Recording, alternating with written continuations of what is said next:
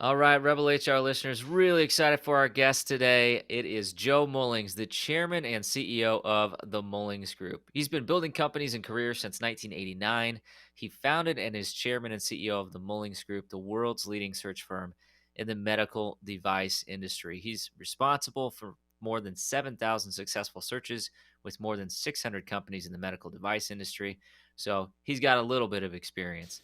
Some of his clients you may have heard of, places like small upstarts like Johnson and Google and Medtronic and so on and so forth. Recently has been appointed the chief visionary officer of MRI Networks, one of the executive search firms that I have used, and the third largest executive recruitment firm with 400 offices worldwide. So welcome to the show, Joe. Thanks for having me. Appreciate it. And I love the title of this, Rebel, right? So that means we're gonna rile things up rather than be old school. That's right. We try to shake things up. Although, I do tell people it's kind of an oxymoronic title, right? Like putting rebel and human resources in the same title it's like it just naturally makes people uncomfortable. But we're all about shaking things up. So I think we're Hashtag gonna have a goals. lot to talk Hashtag about. goals. Let's do it. Yeah. There you go.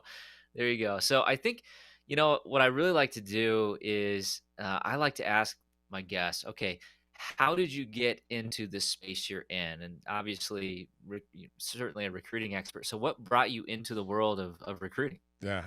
So nobody gets into the world of recruiting by design. Usually it's a crossroads, right? You either went bankrupt or you got fired or you were in between gigs. And in my case, um, I went to school for engineering, worked as an engineer for a couple of years, also had another business on the side that ended up being very successful. I sold it off and I just took some time off. And I had lived on a boat with my golden retriever. Went back into a friend of the family's office who was a headhunter and said, listen, his name was Sebastian Lavolsi. I said, Sebastian, listen, I'm looking for a job. This is what I want. And after he spoke with me for 2 hours, he said, did you ever think about headhunting? I said, not really, but what did your top salesperson make last year? He told me, I said, I'm starting, let's go. And that was December 4th, 1989. So anybody that's sitting across the desk from a headhunter who owns an office or a manager probably is in some sort of major transition in their life. Now, Hmm. today it's a lot more of that was December 4th, 1989, like I mentioned. But now we've got people coming out of university coming in because it's an entirely different business these days than the old call center, phone time, number of phone calls, and sort of telemarketing. So it's a much different profession today. Yeah, it's an interesting perspective, and I have not worked for a recruiting firm. I've done a lot of recruiting, so I'm kind of in the customer seat. But it has been really interesting, over the last few decades as I've been interacting with these firms. I remember, when I was first getting into the career, it was like a this is a terrible term, but it was like a market, like kind of like a meat market, right? Like Yep. here you go, here I'm gonna give you like 10. You tell me what you like, whatever. If you don't like them, whatever, we'll go find more. And now it's like, at least I would say the successful ones, it's much more about the fit, the match, the quality. Um, and I would say my feeling is it's a much more selective process than it used to be. Is that what you're referring to? Am I Not hitting well, it yeah, close there? it's that too. But so dynamics of technology have certainly changed things. But as an example, so our firm is about 30 people. We've certainly got our headhunters, but we also have a very large marketing department.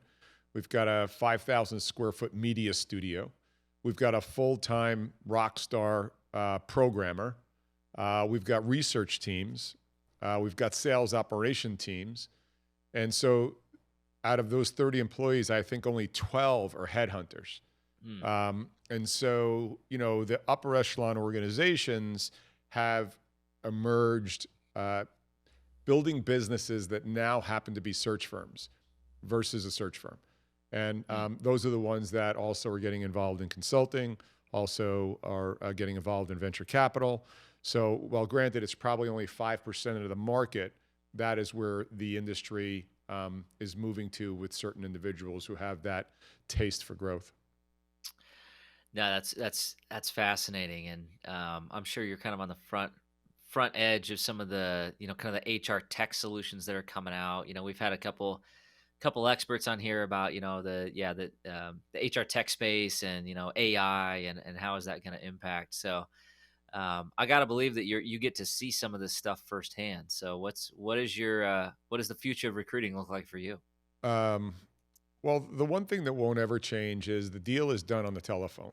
But Mm, with the sort of onslaught of technology, the telephone used to be the first point of contact for search. Now it's still as important, but it's moved further down the line in regards to activities.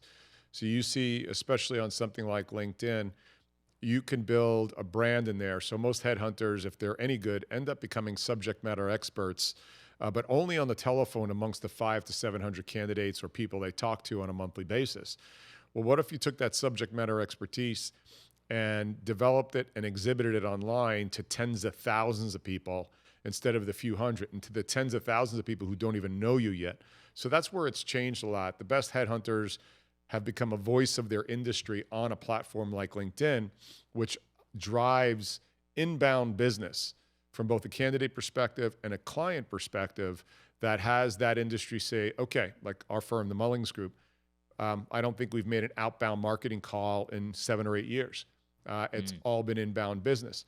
So that's where it's changed. But you mentioned something earlier, AI. I have no confidence that AI is going to deliver a meaningful solution in the skilled, above $120,000 a year talent pool anytime soon. And what I mean that is, in at least I can only see out about 5 years. So, AI, people still write resumes for human beings, right? So, right. AI, um, if you follow AI at all, a special narrow AI is what we're talking about here. The only way the algorithm gets really good is by having a massive data set to train itself on. So there's not a massive data set of resumes and the nuances and particulars in resumes that you can apply AI to in the job field. And then where the courting process usually goes awry in HR or any process is the human interaction. So Mm, you could give hmm. me all the well served up, let's make a hallucination and say AI could deliver candidates on your doorstep. You put C, C++, embedded real-time systems, UI, UX, Python in Des Moines, Iowa, where you might get 10 or 15 resumes. I don't think so, but let's just say in Des Moines, Iowa. Well, Probably two. usually where it falls off is the human interaction. The internal process in organizations have not been properly set up, from everything from, I know we're going to talk about this today, to engagement, description of who the person's going to become when they come to the company. Instead, they get told what are the requirements to work here. And then the courting process itself, typically way too many stakeholders who are all over the place and not paying enough mind to taking that individual through the journey. And then salary negotiations, probably the weakest point in any, especially today in this day and age, the weakest point in any part of the process that gets fumbled all the time. And then the onboarding. So AI on resumes are only the front end challenge that is not going to be threatened anytime soon. But then it's the engagement with the other human beings. Absolutely. And I know my listeners they're probably just sitting here thinking of how many stories this has occurred, but I can't tell you how many times I've had a great candidate. I've had the kind of that connection and the feeling on the goosebumps on the back of your neck, like, okay, this is it. This is the person. This is the right candidate. We just found this person. And then they go talk to somebody and they're out. Yep. Just like And that.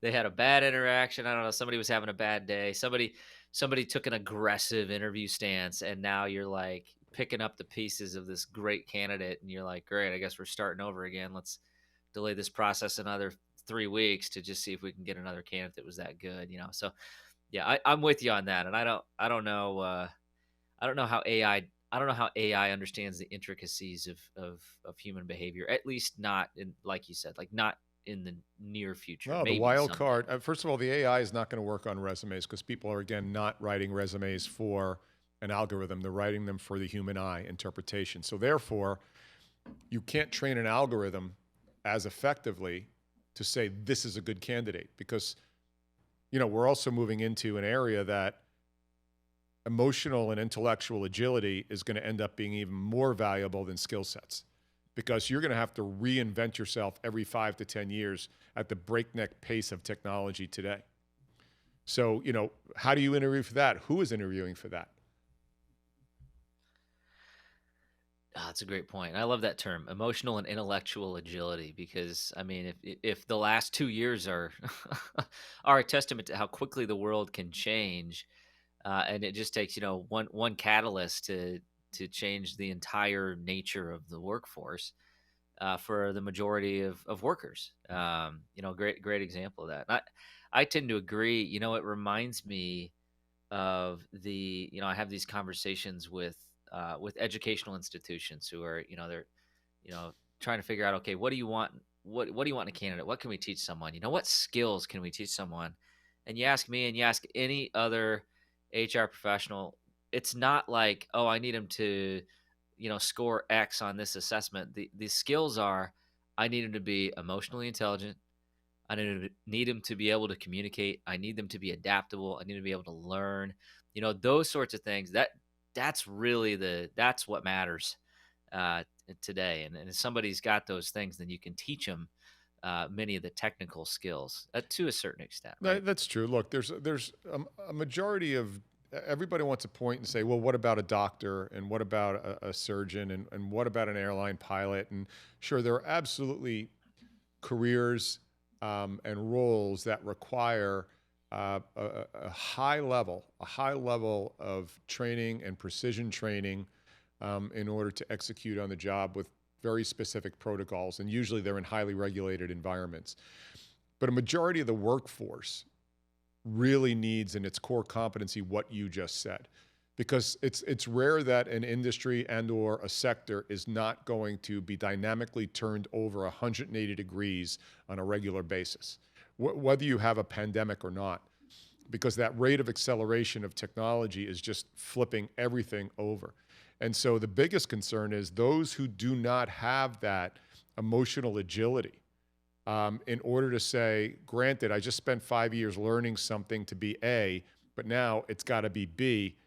There's a reasonable percentage of the population that eventually is going to get frustrated or have not been taught how to reinvent themselves and have not been taught that it's something they should look forward to and are going to punt. And I'm afraid that those people are going to be left in the rearview mirror.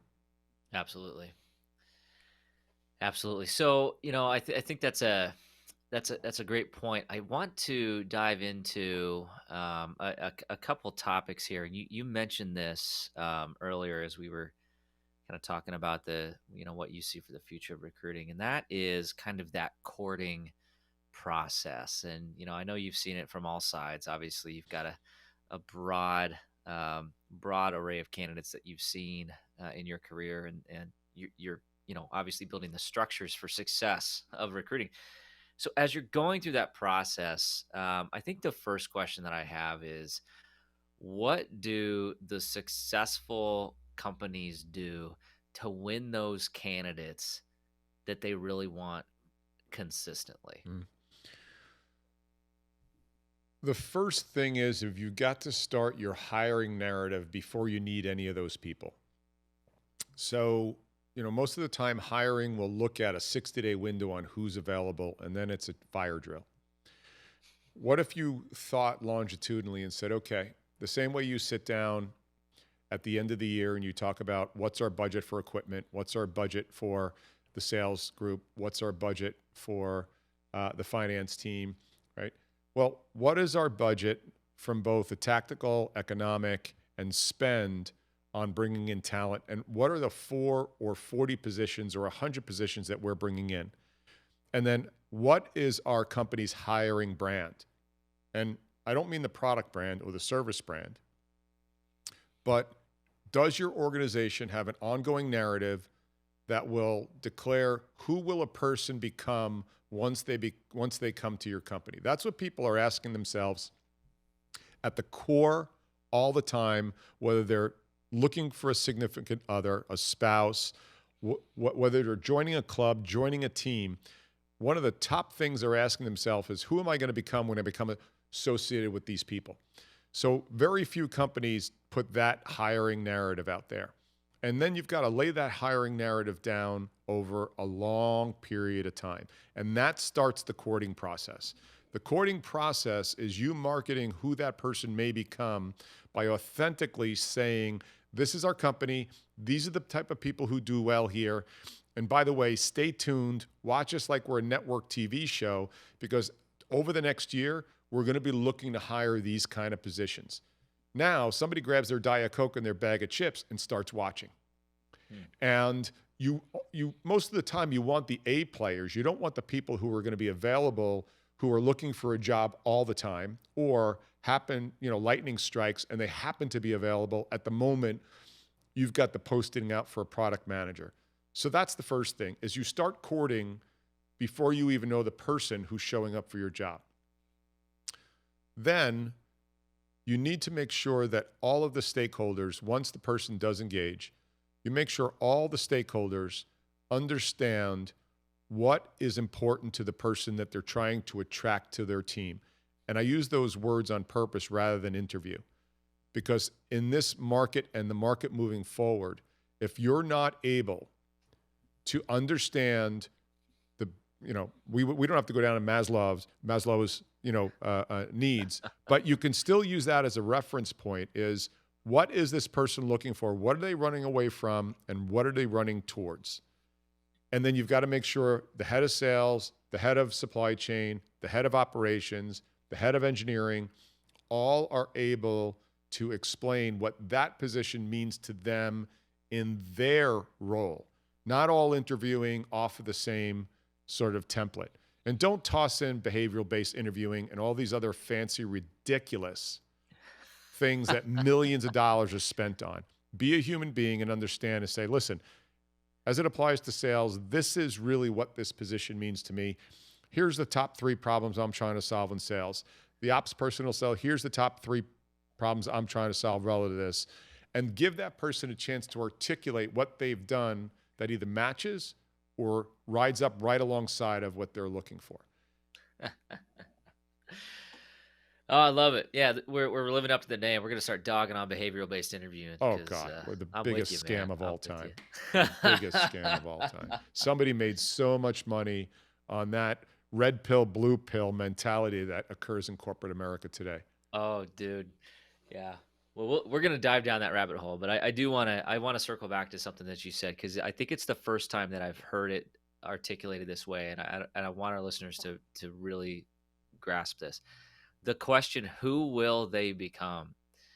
And thinking in terms, I mean, you kind of rewired how I think about it a little bit, because I've always, I mean, you always think about, okay, what's your employer value proposition, right? And you think about, okay, here's your product, here's your culture, and it's but that's very focused on the company. It's not focused on your target market and that the journey that a candidate would take with you if they were to even be interested in working for your company, right? So I think that's a really profound way to think about it. I haven't really thought about it that way. And also, let's be real and stop making believe that we have lifelong employees. Mm. Why don't we say, listen, Carl, you're probably going to spend 4 years here.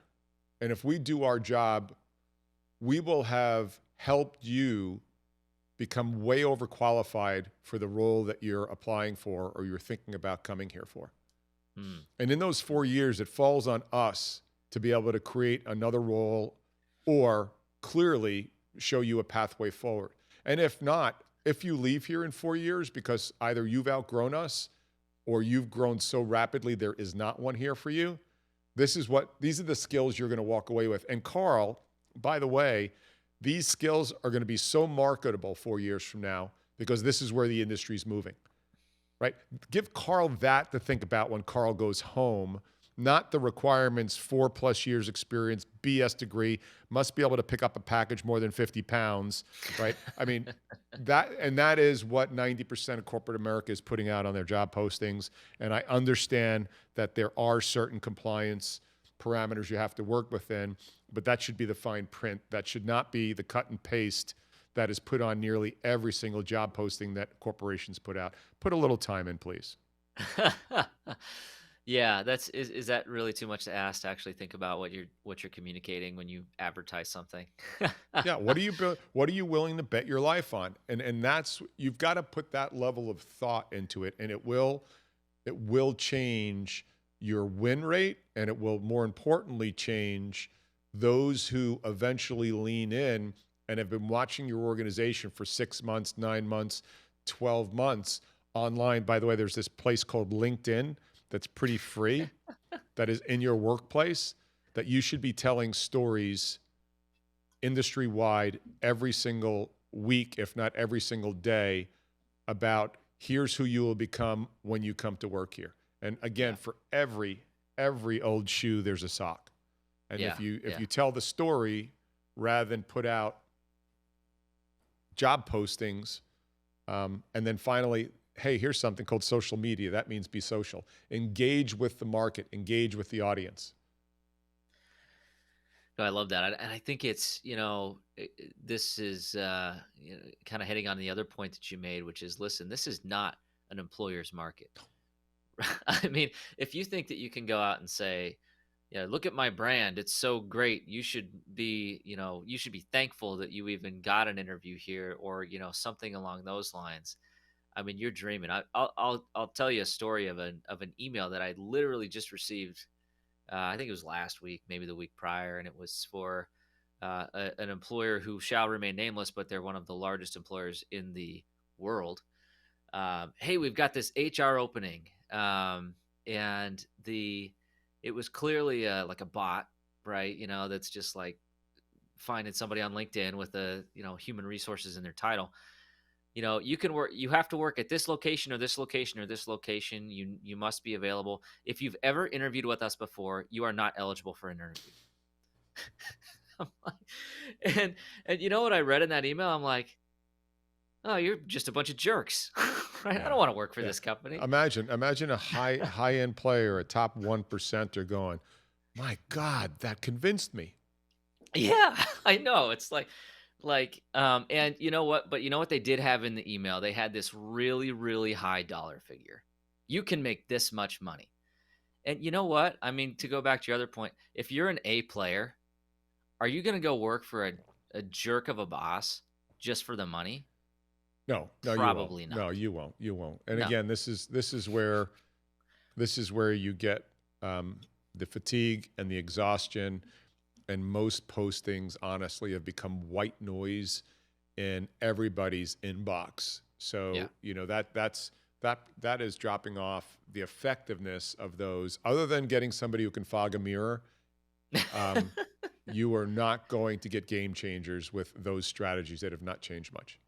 I'm glad I'm not the only one that uses the term mirror fogger, but you know, I'm with you. All right, so I want to now you really got me going. Now I'm starting to get irritated because I'm remembering all these things back in that I'm like, why are we doing it this way? Hmm. Another company, one of the companies I used to work for, massive player. When I came out of college, so I didn't.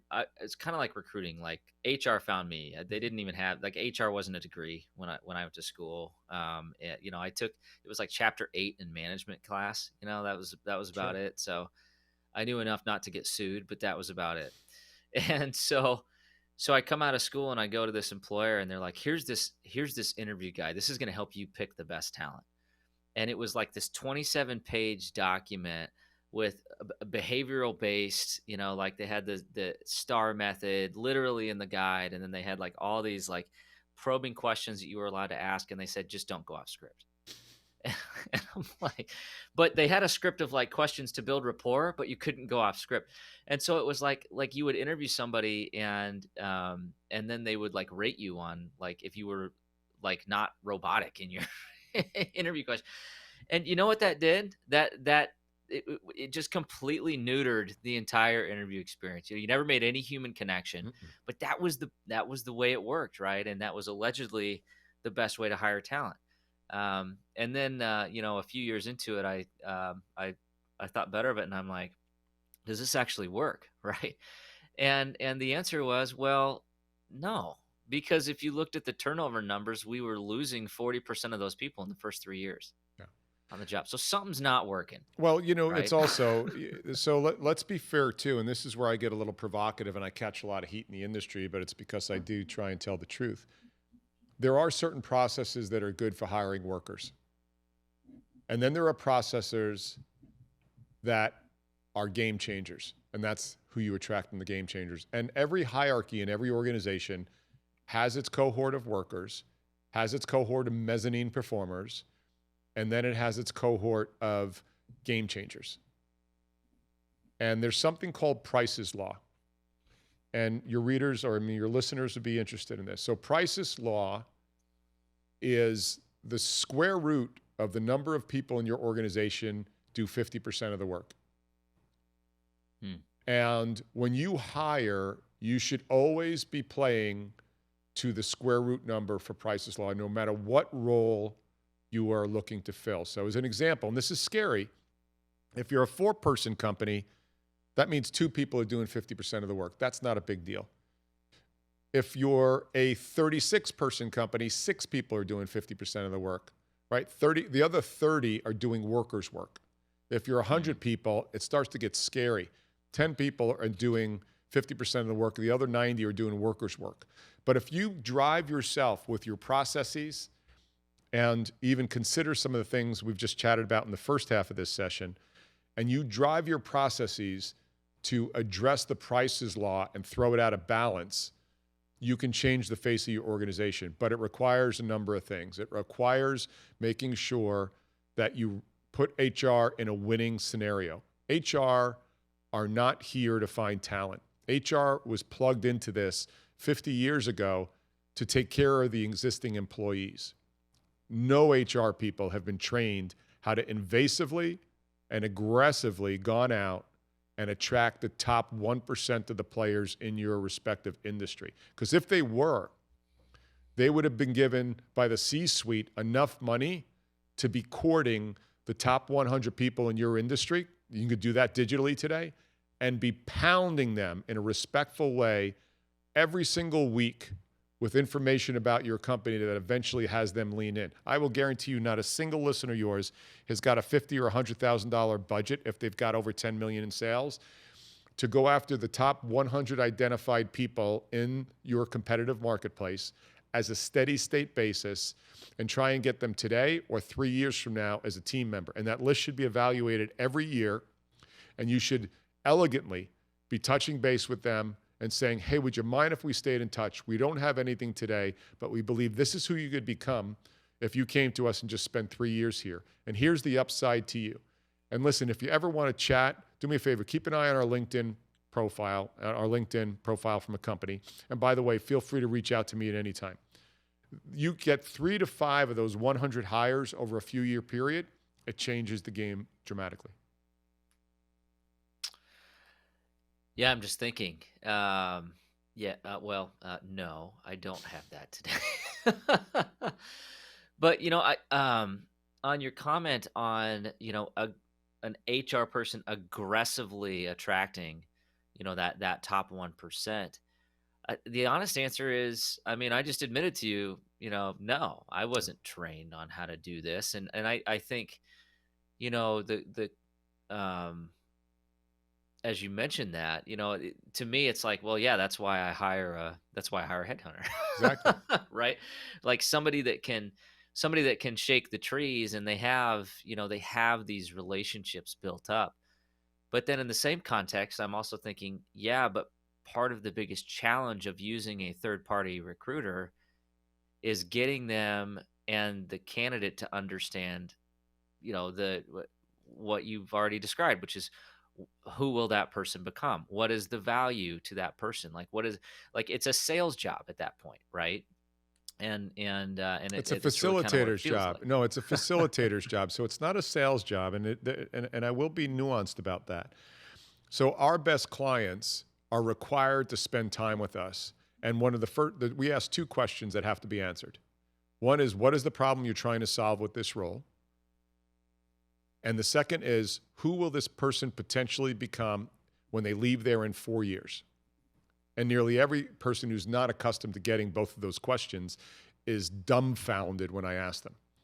But when they Mhm. think about it and we explain why those are important, suddenly the lights start going off. And then what happens there is I get a better messaging set from that client and each of the respective hiring managers involved in that hiring process who go, huh, I've never thought about it that way. I'm like, well, gosh, yeah.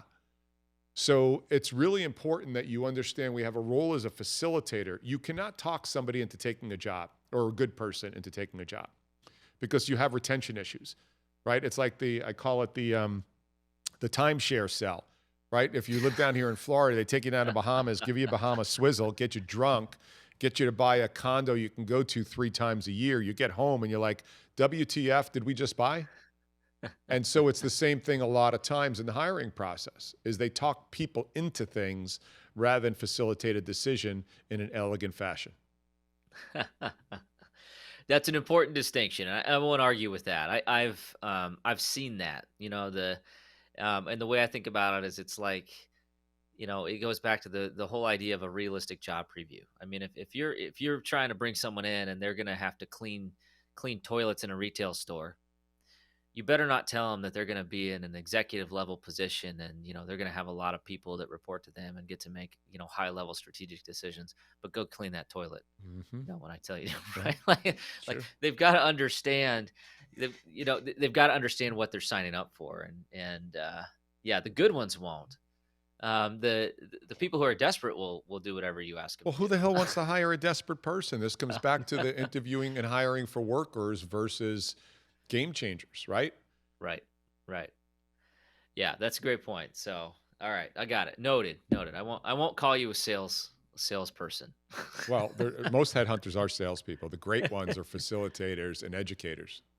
There you go. There you go. So the key, for all you HR people out there, the key is to identify the difference, right? And find the partners that work. And I've worked with a number of recruiters over the years. I've been very fortunate to find, a handful that fit that mold. Hmm. That they're there for the relationship, for the long term success, and they know, if I just plug a gap in an organization with no thought for what the culture has to provide or what that person's really looking for, and I have turnover issues, eventually, this relationship will You know, deteriorate, we've right? been we've been noodling for a couple of years now of saying, um, you can give us 25% first year earnings on the fee, or how about this? You give me 35% if they're there for 4 years. Mm, And then you start to adjust your fee, and now you collect your fee. And for most search firms, that type of annuity is very interesting if you really will put your work behind your mouth. And if you say, okay, so you're going to pay me over 4 years, 35% divided by four, and you're going to give me that percentage every year that they're there. I'm willing to bet on that if you are. That's where you have aligned interests. Right now, the search business does not have aligned interests. It is, thank you very much, 30 days, got my guarantee. I really don't care what happens to that person. I love that. I'm usually the guy that's like is 45-day guarantee the best you can do? Like, and I mean, I'm seeing, like, I want at least 6 months, Well, the but problem there, though, yeah, is you can't hold a recruiter liable for what they can't right, control, right? right. So if all of a sudden you go to a 35% fee, but you're just deferring your money, and then you give me the opportunity to stay engaged with that individual so I can call in every quarter and be, okay, Sally, how's it going? What's going on? Anything I can help you with, right? Now I have a vested interest in making sure in the beginning of the process, but then my pay is determined on how long I keep Sally there with your help. And now you've got an ear and a voice to Sally because I have a vested interest. That's a model that I believe is going to have legs because if you play the long game, an organization would be more than happy to pay almost double the search fee if they knew that it was tied to 4-year tenure at a company. 100%. Yeah, I sign up on that all day long. Right. I mean, that's a simple ROI It's a no-brainer. It's a calculation. That's a no-brainer. no-brainer. And a search firm Absolutely. could double its fees with the same amount of work. There you go. Yeah, I love that. And from from the customer standpoint, it's like, I mean, you just told talk about interest being aligned. Like you just told HR, we're going to help you with retention issues. Yeah, you pay a little bit more upfront. But we're going to help you in the long You'd run. be happy to Okay, pay yeah, twice of it cool. because odds are you're going to probably have to replace it. And when you have to replace somebody, we all know the math on that. By the time Yeah. the downtime, cohesion of the team, right, esprit de corps, all that stuff. Yeah, we ran that, my at a former company, we ran that analysis for the organization, and we used a really conservative estimate on how much turnover cost us. I mean, like probably ultra conservative. The accountant signed off on it, if that tells you anything. Hmm. And that number was still like Yep. $20 million. Yep. I mean, it's huge. And that doesn't even take into account the morale issues and the headaches and those that top 1% that eventually gets just burned out because the 10 people are doing the work for 100. 100. And yeah, I mean, that happens, and those are the warning signs. And I think that's one of the things that, as we talk about like the great resignation, is those people that are doing the majority of the work, one of those leaves, the whole thing can come crashing down, right? Absolutely. And the headhunter should be Yeah. happy to be engaged for maybe twice the fee over 4 years because the headhunter then gets to stay engaged with the company and with the hiring manager and has line of sight into HR with a report to the HR person 3 or 4 times a year. And now all of a sudden you're picking up other JOs and opportunities that HR is like, you know what, Carl, you did such a good job and you're connected and you really do get us. I got these 3 other searches. And so everybody gets their interests aligned there. Absolutely. So, Absolutely. So I do want to talk about one more topic yeah, that it's definitely a hot topic right now. We've I mean, I just saw something in the news, something like 6% inflation. Wage inflation is through the roof. Um, you know, we're like looking at our merit budget. And we're like, yeah, I don't know that a 3% merit increase budget's necessarily going to keep us up with the market. So companies are facing this issue right now. And I had a conversation with somebody who was preparing a job offer the other day, and they had an offer in mind, and the candidate came back and was not on the same page. And so this hiring manager came to me and said, what do we do? And I said, well, do you want this person to work here? Yeah. Well, then you probably have to pay it. shocker. So, I mean, so that's one tactic Yeah, to yeah, get candidates yeah. is, pay to play, if you will. But, I want to kind of pick your brain a little bit on, what does a good offer look like? As that part of that process, and as we're seeing some of this noise in the candidate market, what are you seeing that works? Yeah. So this is by far the most effective. HR people, get your pencils and pens and crayons out. This is by far the most effective way. First of all, start early and often with offer discussions.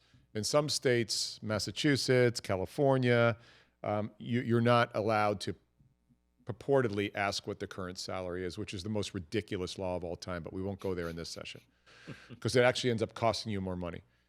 Both parties.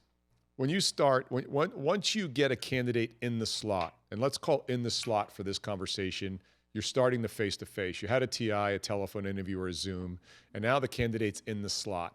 Or if you hire virtually and you're not in person, the very first time you appear either two-dimensionally or three-dimensionally in front of each other, and you say, Fred, all right, look, really thought this went extraordinarily well.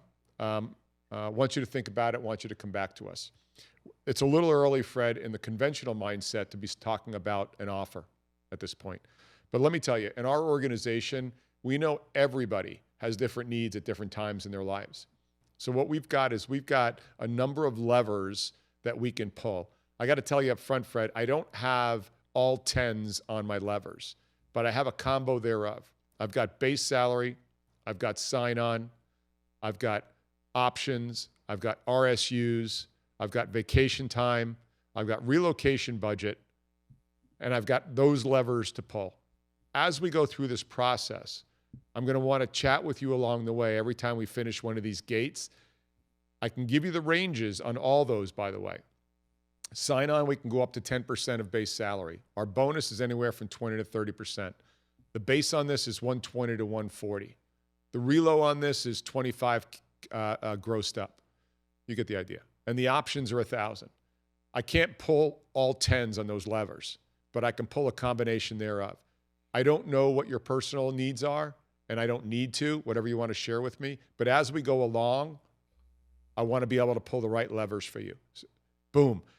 When that guy or girl hangs up the phone, first of all, their mind is blown that this is a collaborative process rather than a jack in the box at the end of the process, pops up and here's your offer, right? Right. Right. And so that tactic right there has worked extraordinarily well for our clients. You know what you just gave me? You just gave me like a menu, right? Like now I have a choice. Yeah. And that's what's so genius about that approach is it's like, usually you're just thinking, what's the base? What's the vacation? Is there a bonus? Right? As opposed to what are the levers? So I really like that. And you're also setting expectations that you're not going to get the world. Mm-hmm. You're going to get a combination that fits your individual needs. Mm-hmm. The other thing, I mean, I agree with you first of all on the compensation. Like I ask it in the first phone discussion. And unfortunately, what I found, especially working with third party recruiters, is a lot of times they'll tell me that this person will take what's in the salary range, but when you talk to that person, they're like, "Oh no, I told him 150. You're talking 115? No, no, I need one." Like I mean, I've been there, and the last thing you want is for that to happen in the last interview, Yep. or God forbid when you extend an offer.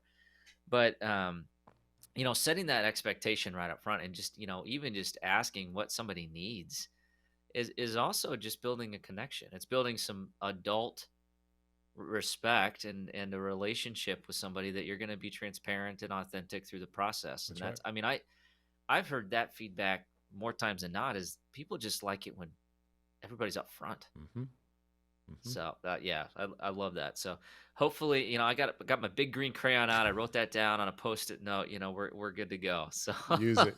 Let me know how it works out.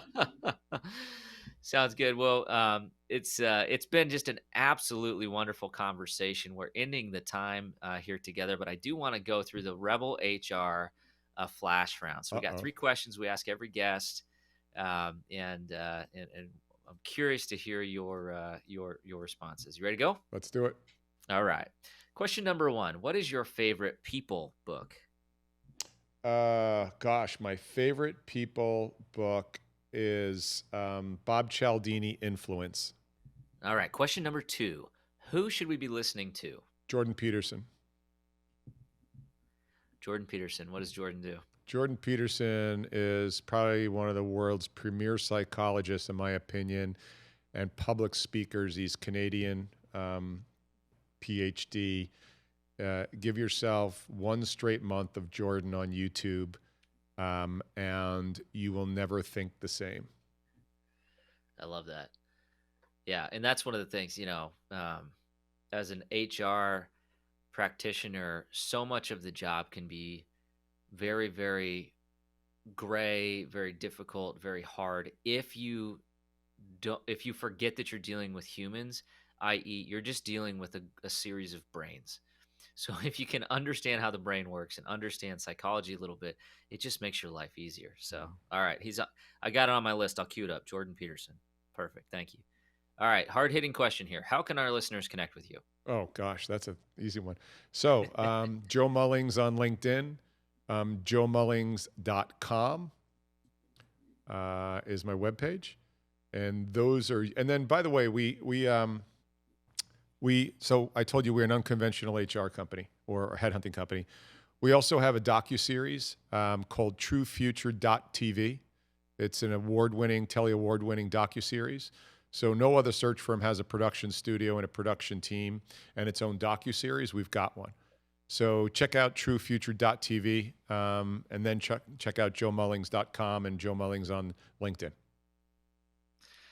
Awesome. We will have all that information in the show notes. So open up your podcast player, check it out, click in, get connected. I just think the content, just this discussion today, maybe challenging some of the paradigms of how we think about recruiting and human resources and business in general.